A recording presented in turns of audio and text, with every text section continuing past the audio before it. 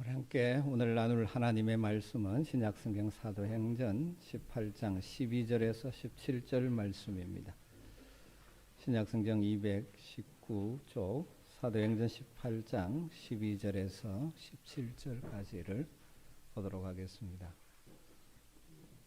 말씀을 한 절씩 교독하겠습니다. 갈리오가 아가야 총독되었을 때에 유대인이 일제히 일어나 바울을 대적하여 법정으로 데리고 가서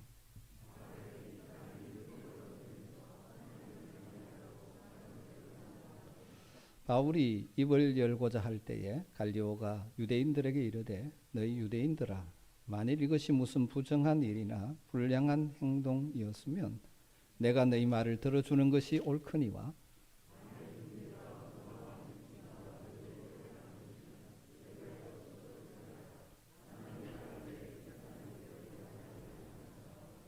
그들을 법정에서 쫓아내니 해당장 소스데네를 잡아 법정 앞에서 때리고 갈리오가 이 일을 상관하지 아니하니라. 아멘.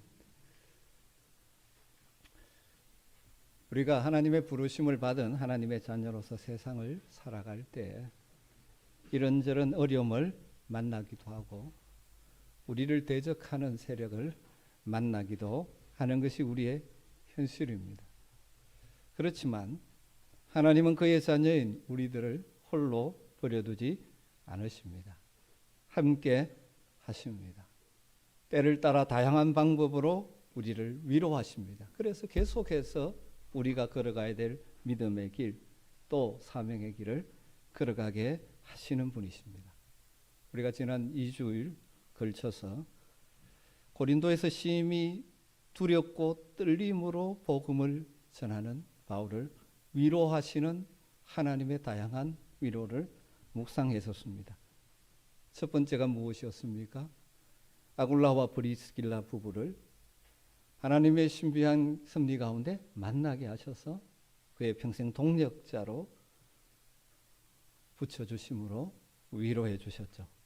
그리고 북부 지역인 마게도냐 지역에 남아있던 실라와 디모데 그들이 다시 고린도로 내려와 만나게 하시고 그들을 통해서 마게도냐 지역, 데살로니가 베레아 지역에 있는 성도들이 여전히 환란이 있지만 바울이 전한 복음의 씨가 뿌리를 내리고 자라고 열매를 맺어 믿음에 굳게 서가고 있다는 그 소식을 전해 듣고 다시 용기를 얻어 말씀에 강력하게 붙잡혀서 바울이 복음을 전했죠. 그럼에도 불구하고 계속되는 유대인들의 공격, 협박, 대적들로 인해서 두려워할 때 친히 우리 주님께서 밤에 환상 중에 나타나셔서 말씀으로 위로해 주셨습니다.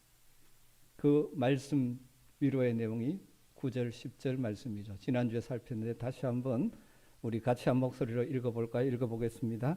두려워하지 말라, 침묵하지 말고 말하라. 내가 너와 함께 있으며 어떤 사람도 너를 대적하여 해롭게 할 자가 없을 것이니 이는 이 성 중에 내 백성이 많음이라. 두려워하지 말라.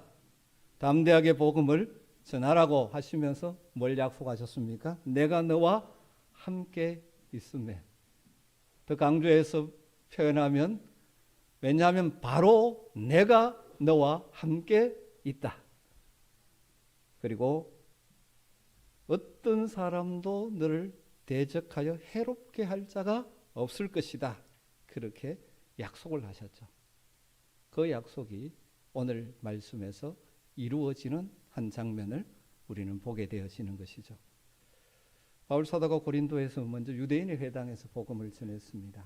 그러자 유대인들이 더 이상 회당에서 복음을 전하지 못하도록 집요하게 배척했죠. 그래서 회당에서 쫓겨납니다. 그때 회당 옆집의 주인인 디도 유스도 하나님을 경외하는 자, 이방인이면서 하나님께 관심을 가지고 있던 그가 자기의 집을 내어놓았죠. 그래서 바울은 그 이방인의 집, 디도 유스도의 집에서 계속해서 거점 삼아 복음을 전하게 되어집니다. 그런 과정 통해서 회당장 그리스도와 그의 온 집안 식구도 복음을 듣고 영접했고 그리고 많은 고린도의 이방인들도 이 복음을 영접하게 됩니다. 추정컨대 아마 이질적인 유대인 회당에 가는 것은 일반 고린도 헬라인들이, 그리스인들이 가는 것이 좀 꺼려졌을 것입니다. 그런데 똑같은 그들과 같은 그 헬라인, 그리스 사람 디도유스의 집에 복음을 전하니까 훨씬 편하게 그들이 찾아갈 수 있었고, 그래서 바울이 전하는 복음을 받아들이고 세례를 받는 자들이 많이 생겼습니다. 여러분 한번 생각해 보면 이런 고린도의 열매가 맺혀진 것은 바울이 처음 복음을 전했던 그 유대인의 회당에서 유대인들이 그를 쫓아내어 버렸기 때문에 오히려 이루어진 아주 신비로운 하나님의 역사라고 할 수 있죠. 계속 회당에 있었다면 회당에 대한 거부감 때문에 못 올 사람들이 그들과 똑같은 시민 유스도 집에서 초청하니 많이 올 수 있었던 것이죠. 여러분, 우리 하나님은 능히 악을 선으로 바꾸시는 분이십니다. 그러기에 우리가 이 땅을 살면서 때로는 억울한 일 당하고 부당한 일 당할 때조차도 그것을 선으로 바꾸실 하나님을 신뢰하고 의지하면서 인내하면서 소망 중에 현재 우리가 할 수 있는 일에 집중하게 되면 오히려 그 악을 선으로 바꾸시는 하나님의 역사를 경험하게 될 줄로 믿습니다. 이것이 여러분의 삶의 실제가 되기를 주의 이름으로 축원합니다. 그런데 바울을 대적하고 회당에서 쫓아내었던 유대인들 입장에서 다시 생각해 보면 이 일이 분통 터질 일 아닙니까? 한번 생각해 보십시오. 자신이 쫓아냈던 바울이 바로 회당 옆집을 예배당 삼아서 지금 복음을 전하고 있습니다. 그런데 그들과 같은 유대인이었던, 그것도 회당장이었던 그리스도가 그의 가족들과 함께 다 복음을 받아들이고 바울의 그 복음 전하는 그 교회 공동체에 합류하게 되어집니다. 그리스도가 바로 그 옆 회당의 회당장이라고 볼 수도 있고 다른 회당의 회당장이라고 볼 수 있죠. 뒤에 소스데네가 회당장이 또 나오는 것을 보면 그 유대인의 그 관습법에 따르면 유대인 승인 남자가 최소 10명 이상이 되면 회당을 세울 수 있죠. 고린도는 처음 설명드렸듯이 국제적인 도시입니다. 상업도시다 보니 많은 유대인들이 거주하고 있었습니다. 그러니까 서예계 부분 성경학자들은 그 당시 고린도에는 회당, 유대인 회당이 복수 여러 개 있었다고 추정합니다. 그렇게 보면 어쨌든 이 그리스도가 옆 회당장이었던 아니면 다른 회당의 회당장이었던 어쨌든 회당장까지 거기에 가세를 합니다. 뿐만 아니라 많은 고린도 사람들이 거기로 찾아와서 복음을 듣고 믿고 세례를 받고 회당 옆집이 지금 예배당이 되어버린 것입니다. 그들이 눈 뜨고 가만히 볼 수가 있겠습니까? 아마 오고 가면서 바울을 대적하고 해하려고 했지 않겠습니까?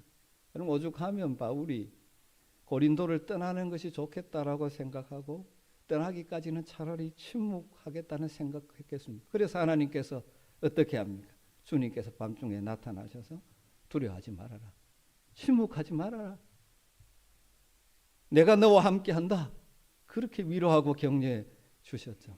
아마 이 위로와 격려가 주님의 말씀이 없었으면 고린도를 떠났을지도 모르죠.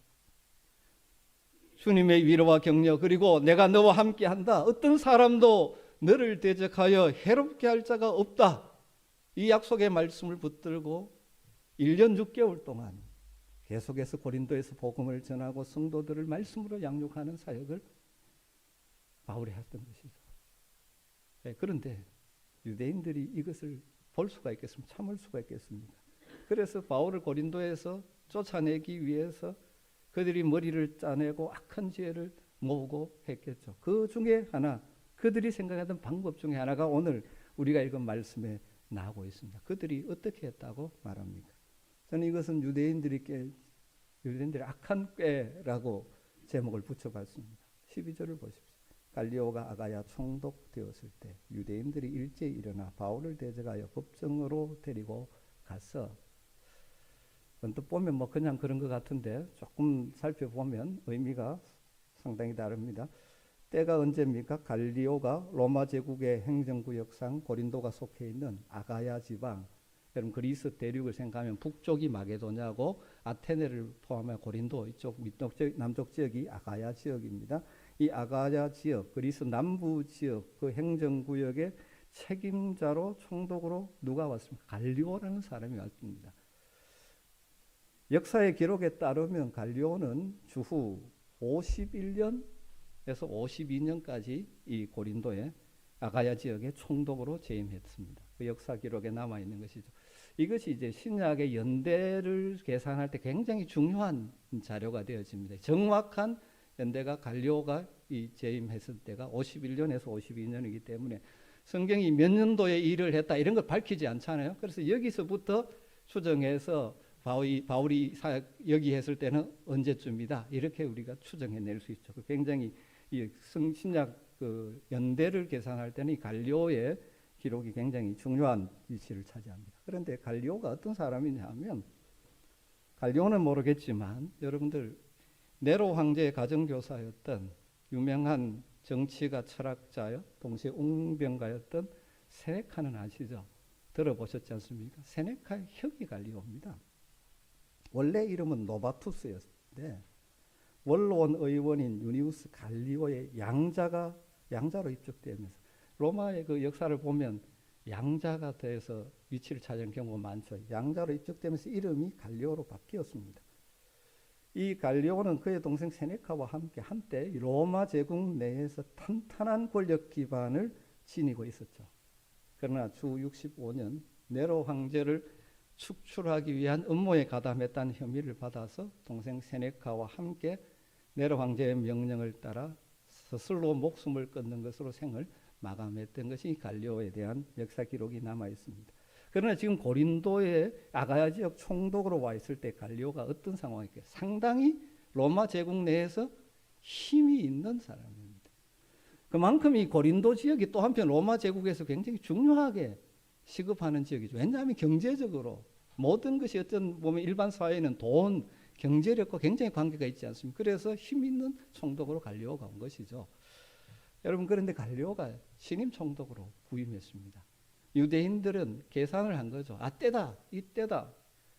그래서 유대인들이 일제히 일어나 바울을 대적해서 바울을 끌고 법정으로 데리고 간 것입니다.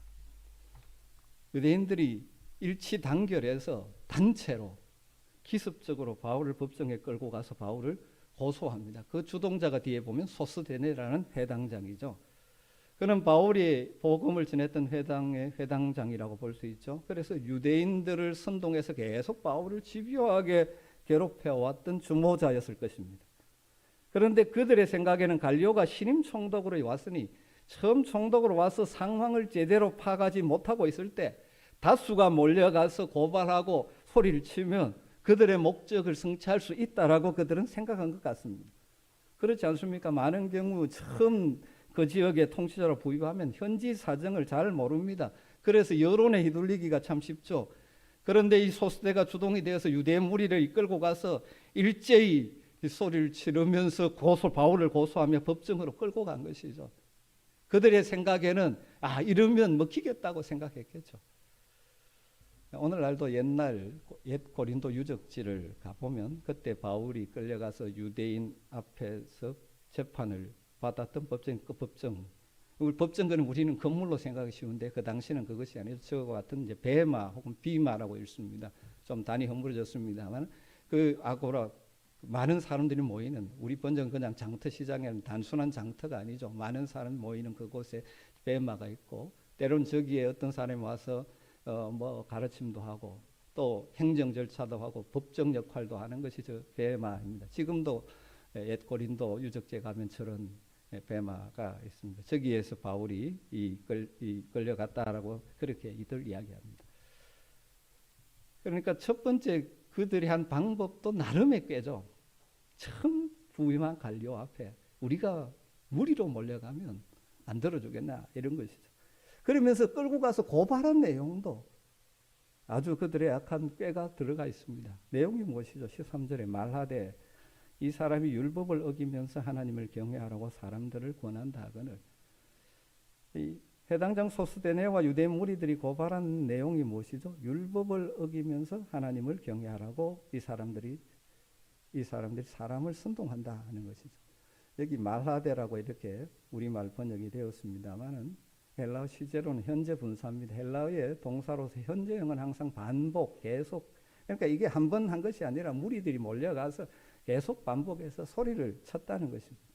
그리고 율법이라고 번역한 헬라 단어가 노모스라는 단어인데 이건 유대인의 율법을 의미하기도 하지만 일반 법도 노모스입니다. 다르게 말하면 그 당시 로마 법을 의미하기도 할 수 있는데 문맥상 보면 후자죠. 로마 법으로 해석하는 것이 옳습니다. 그래서 세번역 성경에는 이 사람은 법을 어기면서 하나님을 공경하라고 사람들을 선동하고 있다.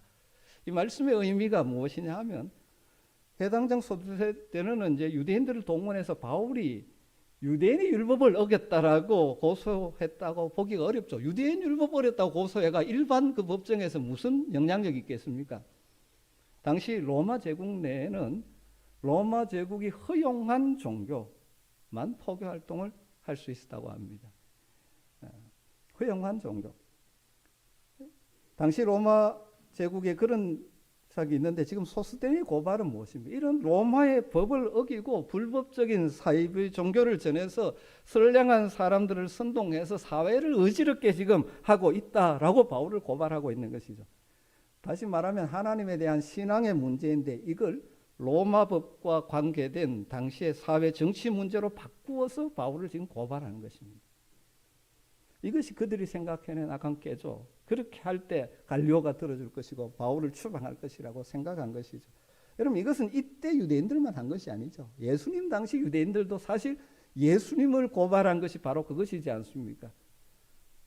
유대인의 왕이라고 한다. 우리는 가이사 외에 왕이 없다 그러면서 예수님을 정치범으로 몰았죠. 총독 빌라도는 유대인의 약한 깨를 알았음에도 불구하고 유대인들이 무리로 몰려오니까 폭동을 두려워해서 예수님을 십자가 처형에 내주고 말았죠. 여러분 이 유대인들 말로는 하나님을 경외한다는 유대인들인데 그들의 목적을 위해서 뭘 합니까? 악한 깨를 사용해서 목적을 성취하려고 하는 모습이 여기에서 우리가 보게 되는 것이죠. 그런데 하나님은 그것을 그냥 두지 않으시죠. 하나님이 이번에는 갈리오를 사용하셔서 그들의 악한 깨를 깨어뜨려 버리십니다. 로마 제국의 중앙정치 무대 출신이자 세네카 형인 갈리오는 그렇게 호락호락한 사람이 아니었습니다. 해당장 소스데네가 사람을 동원해서 막 함으로 좌지우지 될 수 있는 그런 사람이 아니었습니다. 14절을 보십시오. 바울이 입을 열고자 할 때 갈리오가 유대인들에게 이르되 너희 유대인들아 만일 이것이 무슨 부정한 일이나 불량한 행동이었으면 내가 너희 말을 들어주는 것이 옳거니와. 유대인들이 고소하니까 바울이 이제 변호하려고 그렇게 합니다. 그러니까 갈리오가 바울의 변호를 들을 필요도 없다는 듯이 바울을 제지하고는 유대인들에게 이렇게 말하는 것이죠. 바울이 무슨 부정한 일이나 불량한 행동을 저질렀다면 내가 너희들의 고발을 받아 다루는 것이 마땅하다. 이 말 속을 뒤집으면 무엇입니까? 바울의 한 일은 로마법이나 이것과는 무관하기 때문에 너희들의 고발을 내가 받아줄 수 없다. 이렇게 선언하는 것이죠. 그러면서 그들의 고소를 한마디로 말하면 각하시켜버린 것이죠. 15절에 이렇게 말합니다. 만일 문제가 언어와 명칭과 너희 법에 관한 것이면 너희가 스스로 처리하라.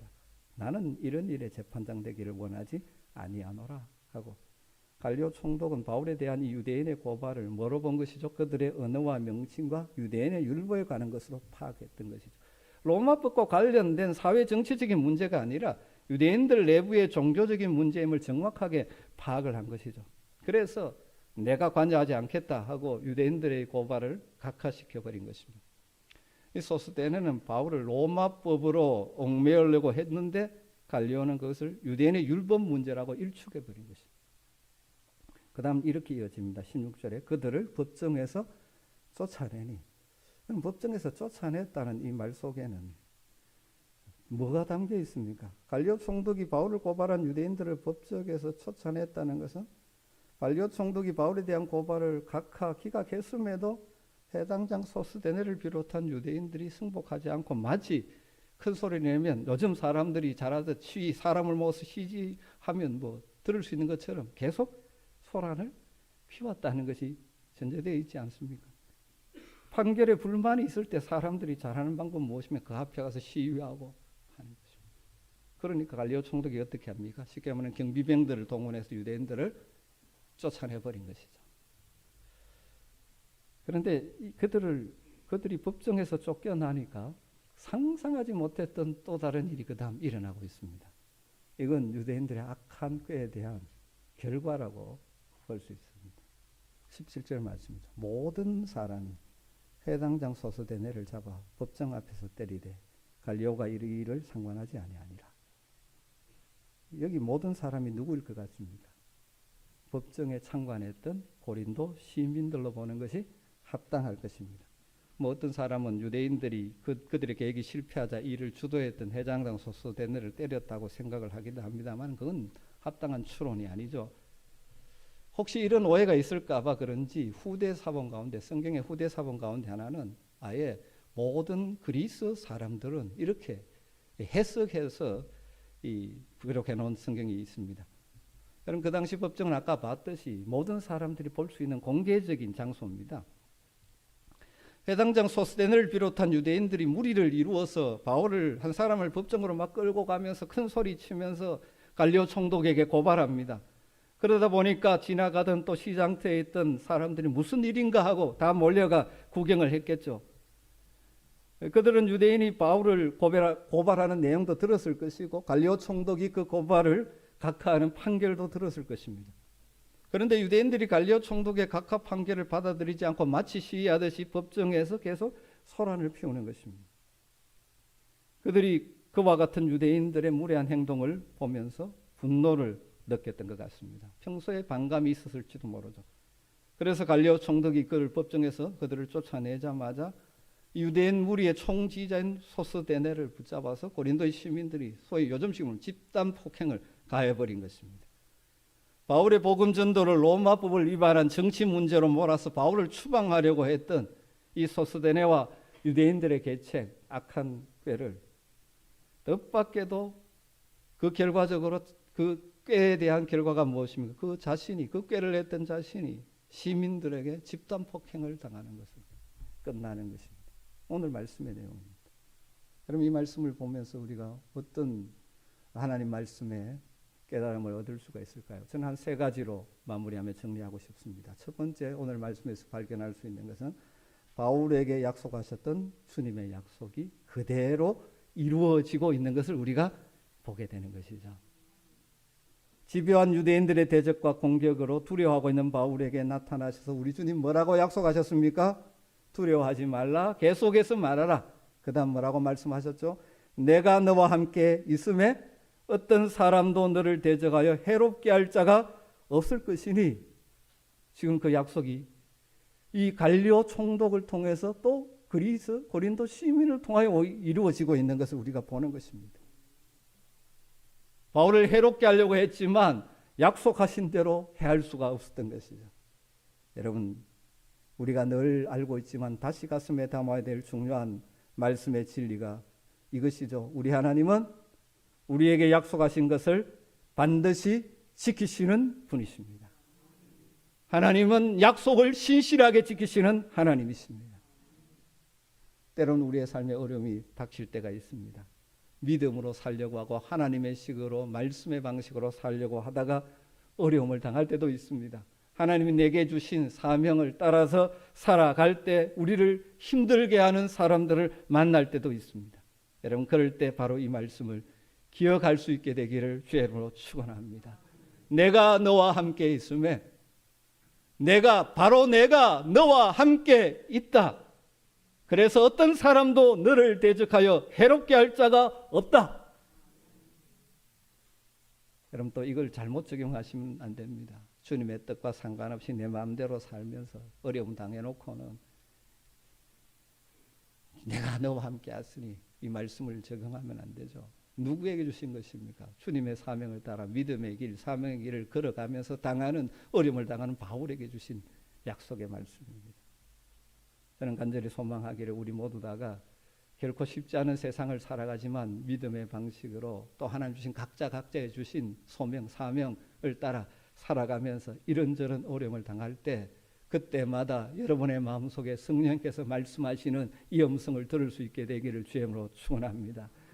바로 내가 지금도 너와 함께 하고 있다. 내가 너를 지킬 것이다.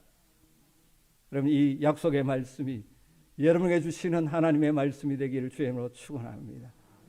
두 번째, 오늘 본문을 통해서 우리가 깨달을 수 있는 또 한 가지는 바울처럼 선한 일을 하다가, 주님 기뻐하시는 일을 하다가 누군가로부터 악랄하게 괴롭힘을 당해도 결코 그 선한 일을 포기하려 해서는 안 된다는 진리입니다.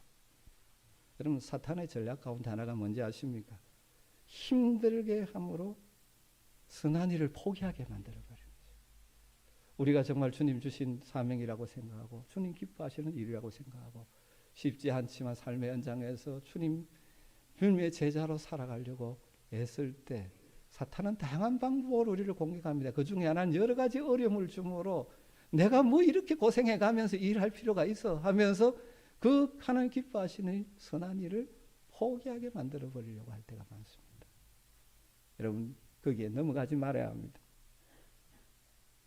우리는 선한 일, 하나님 기뻐하시는 일, 이 길을 걸어갈 때 어떤 어려움이 있어도 포기하지 말아야 합니다. 그 이유 중에 하나는 무엇입니까? 하나님의 때가 이르면 이 땅에서든지 삶의 현실 속에서든지 아니면 마지막 심판대에서든지 악한 자를 반드시 심판하시는 것입니다. 지금 이 소스테를 그리스 사람들이 대신 심판을 하고 있는 것입니다. 여러분, 우리는 결코 이 땅을 살아가면서 내 유익을 위해서 다른 사람을 괴롭히고 악한 꾀를 쓰고 그렇게 살아서는 안 됩니다. 그건 하나님의 심판을 자초하는 어리석은 행위죠. 또 우리가 이 땅을 믿음으로 정말 살아가며 하나님 우리에게 주신 소명을 따라 정말 하나님 기뻐하시는 선한 일, 하나님을 예배하는 일, 복음을 전하는 일, 삶의 현장에서 주님의 사랑으로 섬기는 일, 다양한 그 일을 할 때 이런저런 어려움이 닥쳐서 우리로 하여금 그것을 포기하려고 할 때가 얼마나 많은지 모릅니다. 그러나 함께 하시는 하나님 의지하고 선한 일에 포기하지 않는 여러분 되시길 주님으로 축원합니다. 말씀하신 대로 때가 되면 이루리라 말씀해 주셨습니다. 마지막 세 번째, 결론적으로 오늘 말씀의 가장 큰 핵심은 악인의 꾀를 폐하시는, 그리고 하나님의 선을 이루시는 하나님을 신뢰하며 살아가야 한다는 사실입니다.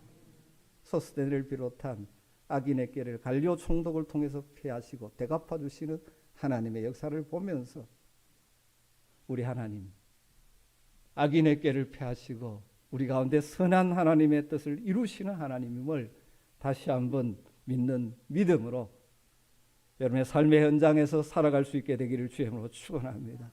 바울이 후에 바로 이 고린도에 있는 성도들에게 편지를 쓰면서 이런 말씀을 주고 있습니다. 고린도전서 3장 19절 말씀. 이 세상의 지혜는 하나님께 어리석은 것이니 이 세상의 인간의 다양한 꾀들, 계략들은 하나님 볼 때 어리석은 것입니다. 기록된 바 하나님은 지혜 있는 자들로 하여금 자기 꾀에 빠지게 하시는 이라 하셨고, 우리 하나님을 어떤 하나님이라고 말씀합니까? 소위 세상에 지혜가 있다고 생각해서 악한 꾀로 살아가는 사람들을 자기가 자기 꾀에 빠져 넘어지게 하시는 분이 우리 하나님이시라는 것입니다. 종종 우리가 세상에서 그런 말 하죠. 자기 꾀에 빠졌다라고. 소스테네와 유대인들이 자신이 낸 꾀를 거기에 오히려 빠지게 하신 거예요. 여러분, 이 말씀을 보면서 악인의 꾀, 악인의 계략을 두려워할 필요가 없다는 것입니다. 동시에 우리의 눈앞의 유익을 위해서, 내가 뭔가 더 가지기 위해서 악한 꾀를 추구하는 어리석은 자가 되어서는 결코 안 된다는 사실도 기억했으면 좋겠습니다. 우리는 하나님의 도우심과 인도하심으로 살아가는 자들이지 인간의 악한 꾀로, 내 꾀로 살아갈 자가 아니라는 것이죠. 시편 1편 1절, 우리가 너무나 잘 아는 말씀에서 복 있는 사람이 어떤 사람이라고 말합니까? 복 있는 사람은 악인의 꾀를 따르지 마지막 결론은 여호와의 율법을 묵상하며 살아가는 자들. 여러분 복 있는 인생 되시기를 주님으로 축원합니다. 우리는 결코 눈앞의 이익과 목적을 위해서 악한 꾀를 사용하고 살아가는 세상의 사람들처럼 살아서는 안 됩니다. 우리는 악인의 꾀를 따르는 자들이 아닙니다. 동시에 세상에 살아가면서 그러한 일들을 당할 때 두려워할 필요가 없습니다. 우리 하나님은 악인의 꾀를 패하시고 우리 가운데 선을 이루어 가시는 분이 우리 하나님이신 줄 믿습니다. 이 믿음으로 승리하시기를 주님으로 축원합니다. 기도하겠습니다. 하나님, 참 쉽지 않은 세상을 살아갑니다. 그럼에도 불구하고 악을 선으로 바꾸시며 악인의 꾀를 펴하시는 우리 하나님이 나의 하나님인 줄 믿습니다. 그러기에 악인의 꾀를 따르지 않고 하나님이 우리에게 허락하신 믿음을 따라 우리에게 주신 선한 일에 더욱 열심을 내는 주의 백성들 되게 하여 주셔서 악한 세상 가운데서 승리하며 살아가는 모든 주의 자녀들 되게 하여 주시옵소서. 예수님의 이름으로 기도드리옵나이다.